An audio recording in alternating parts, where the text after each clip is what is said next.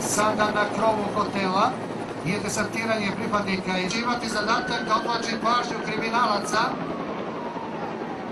dok pripadnici žandarmerije sa vrha ambasadora kreću. Evo i hrabri momci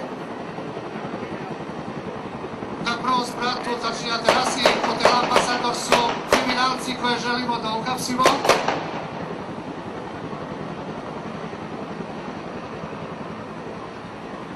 Stigao je zemaljski odred žandarmerije.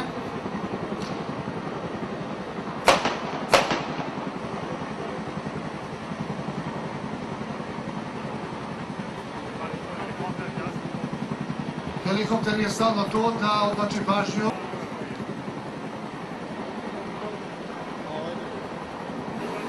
Odvuče pažnju kriminalaca i obratite pažnju ko će prvi doći do kriminalaca.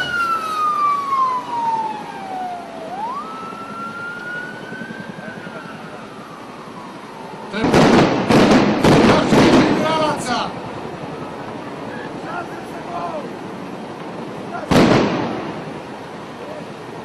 Tako to rade pripadnici žandarmerije. Pozdravite ih. Grada. Niš je prvi grad u Srbiji koji ima strategiju bezbednosti.